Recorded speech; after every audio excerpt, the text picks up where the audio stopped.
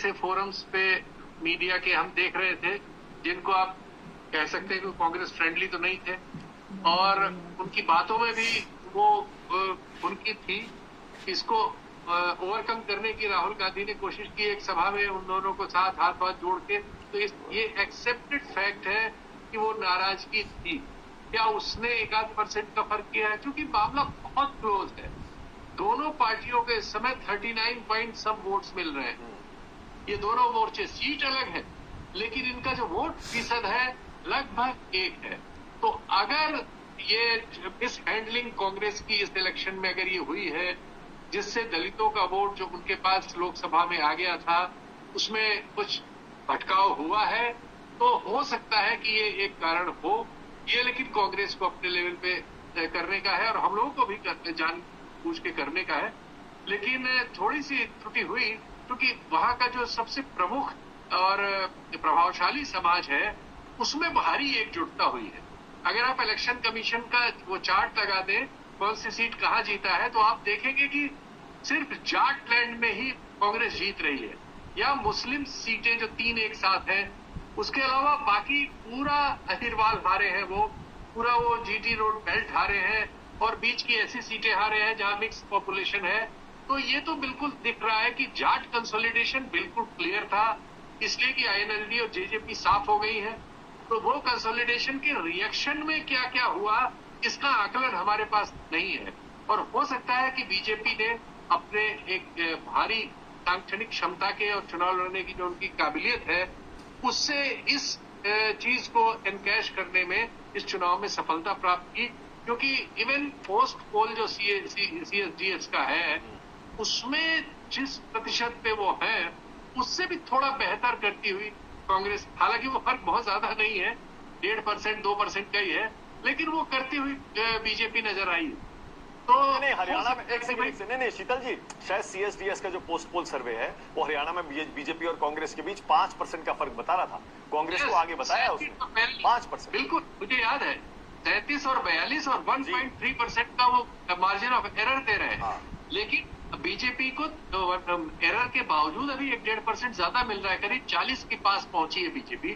तो ऐसा लगता है कि सबसे थोड़ा थोड़ा सा इन सेक्शंस के आकलन करने में उन टीम से भी कमजोरी रही या कमी रही। ठीक है, जो मानक मैं थोड़ी सी बात जोड़ देता हूं, होगा ऐसी शंका की जा सकती है। ओके, शीतल जी जो कह रहे हैं उसमें थोड़ा जोड़ देता हूं। ये जो जाट कंसोलिडेशन है, ओवर डिपेंडेंस ऑन जाट्स, मैं इसको अगर और विनोद जी और शीतल जी अग्री करेंगे, बिहार और यूपी से अगर पैरेलल खींच दे, जो डोमिनेंट कास्ट है, जैसे बिहार में यादव एक डोमिनेंट कास्ट है, उत्तर प्रदेश में यादव डोमिनेंट कास्ट है, उसके साथ दलितों के आने में थोड़ी दिक्कत होती है। वही सेम कहीं हरियाणा के साथ तो नहीं हुआ। एक तो उनकी दलित लीडर्स का नाराज होना, उनका वोकल होना, वो परेशान कर ही रहा था, और साथ में दलितों के साथ जाटों के साथ दलितों का न जाना, क्योंकि वो उनकी मिंगलिंग उस तरीके से नहीं हो पाती, वो दूसरा रास्ता अख्तियार करते हैं। क्या ये over dependence on Jats and over dependence on Hoodas ये परेशान कर गया कांग्रेस को? क्या ये दलित वोट और जाट वोट अगर एक साथ मिल जाते तो मेरे ख्याल से जब हो, लेकिन वहां जो दिक्कत दलितों के साथ हुई है वो वही कहानी है जो कई बार उत्तर प्रदेश में, हालांकि इस बार देखने को नहीं मिली। वो पीडीए इस बार सक्सेसफुली वर्क किया, लेकिन इसके पहले बिहार में भी अगर आप देखें और उत्तर प्रदेश में भी देखें तो वो वोट हमेशा बाय डिफॉल्ट बीजेपी की तरफ ड्रिफ्ट करता था। अगर बसपा से दूर हुआ तो वो वहां नहीं हो पाया, वो जाटों के साथ दलित नहीं गए हैं, ये वहां हुआ हो सकता है, ऐसा दिखता मिला है कांग्रेस को। लेकिन उसमें से कुछ हिस्सा जो लोकसभा में मिला था उससे कम मिला है जी, ऐसी शंका आ रही है। ओके, अब रविंद्र जरा बेईमानी के आरोपों पर बताइए, आपको क्या लग रहा है? ये बताता हूँ, देखिए रेटिंग जो है वो एक तो भारत के देश में कोई बड़ी नई चीज नहीं है, ये पहले भी आरोप लगते रहे। सुप्रीम कोर्ट में 1952 से केस जा रहे हैं, इलेक्शन पिटीशन जा रही है।